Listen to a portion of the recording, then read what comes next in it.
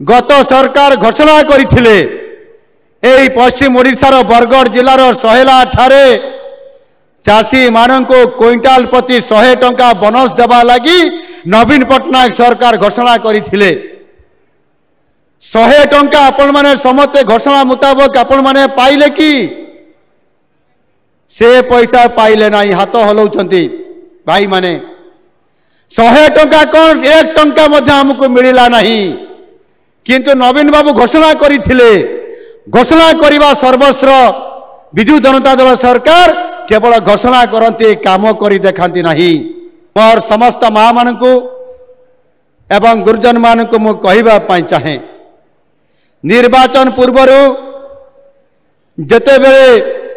निर्वाचन प्रचार चली थिला सेते बेले आपण मानकर पाखकु आमर यशस्वी प्रधानमंत्री नरेंद्र मोदी जी आसीथिले एवं से प्रचार करथिले ओडिशा रे नुआ सरकार गठन करिबा पई आपण मान को निवेदन करथिले एवं डबल इंजिन रे सरकार प्रतिष्ठा करिया पई मध्ये कहिथिले आपण माने मते डबल इंजिन सरकार दियंतु ओडिशा रो विकास रो गति को मु दी गुणा करिकरी डबल करिकरी देबी बोली कहिथिले आ आपण माने मध्ये से कथा को सुनी करी प्रधानमंत्री के कथा को आपण माने गुरुत्व देकरी आपण माने डबल इंजिन सरकार आज आनी छंती आउ सेथि पई आज हम सरकार भी निष्पत्ति नहीं चंती डबल इंजिन सरकार करिबा माने डबल विकास करिबा पई आउ सेथि पई आम सरकार निरंतर भावरे आमर घोषणा पत्र आधारित रे समस्त काम को आज त्वरान्वित करूछंती सर्वप्रथम महाप्रभु जगन्नाथंकर चारिद्वार खोला गला रत्न भंडार खोलिकरी महाप्रभु जगन्नाथंकर समस्त रत्न को तार गणति मणति करी वर्तमान ताकू किभଳି भावरे ताकू सुरक्षा रखा जीवो सेति पई ये कार्यक्रम चालू रही ता सहित आज महिला मानक सुभद्रा योजना अंतर्भुक्त करिबा एवं सबुठारु बड़ कथा होउची जो चाषी भाई माने जो कृषक माने जो माने प्राकृतिक विपर्यय सहित चाष कला बेले जेभଳି भावरे खेती सही थांती से क्षति भरणा करिबा पई भारतीय जनता पार्टी तार निर्वाचन घोषणा पत्र रखिथिला जहाकु कि से घोषणा पत्र को आमे आज पूरण करिबा पई जाउछु एठी उपस्थित थिबा समस्त चाषी भाई मान को मध्य मु कहिबा पई चाहे गत 2015-16 मसीहा रे गत सरकार घोषणा करथिले एई पश्चिम ओडिशार बरगढ़ जिलार सहेला ठारे चाषी माननको क्विंटाल प्रति 100 टंका बोनस देवा लगी नवीन पट्टनायक सरकार घोषणा करथिले 100 टंका आपण माने समते घोषणा मुताबक आपण माने पाइले कि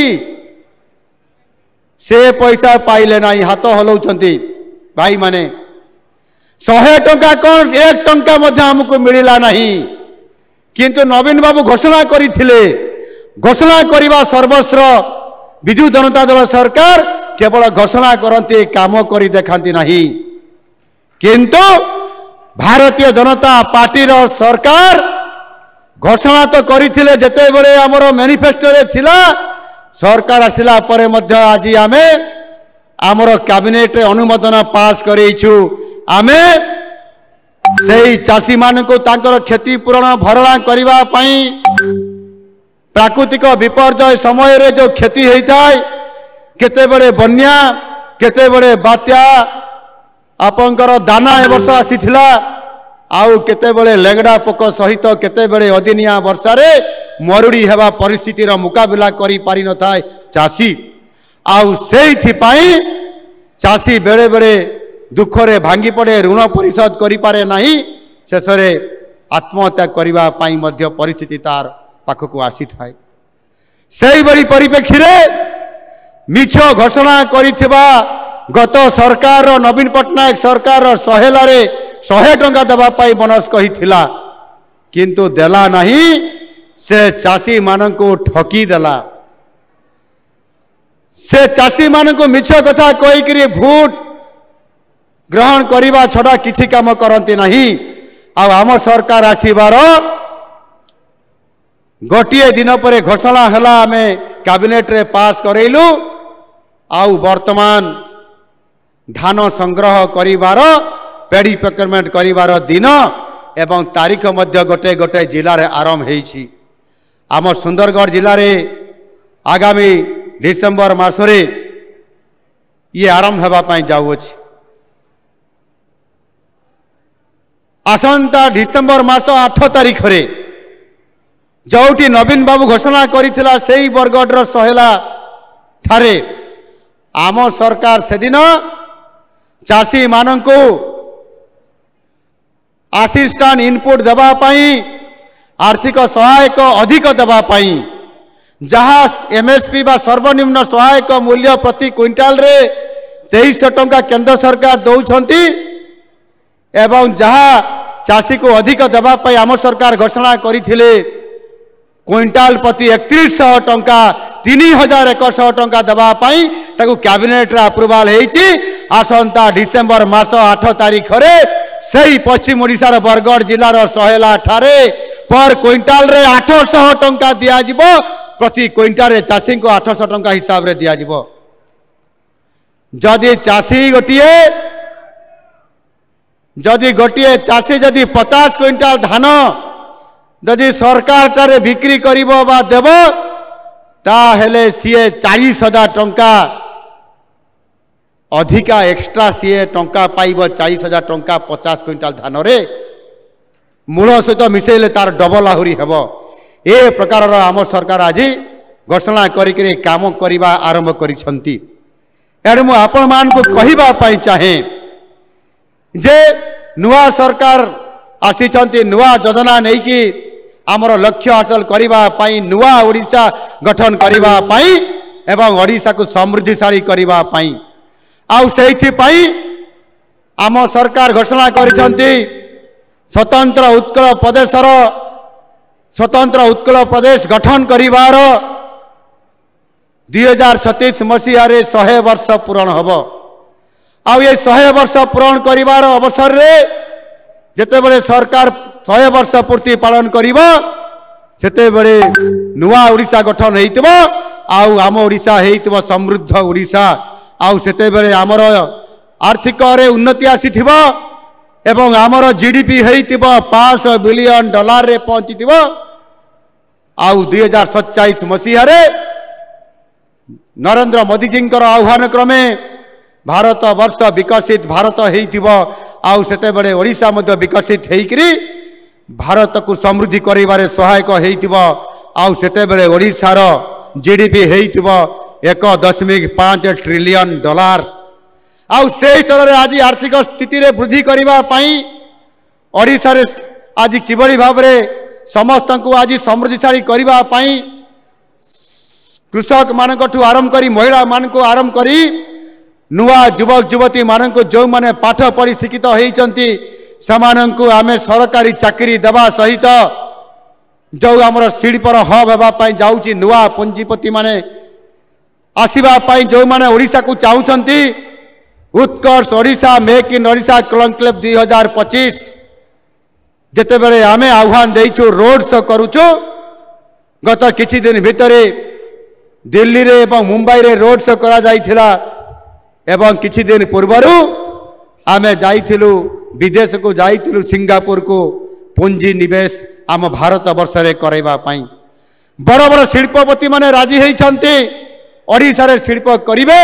एइथिपाई जे ओडिशा रे शिल्प करिबा पाई डबल इंजिन सरकार आसीछि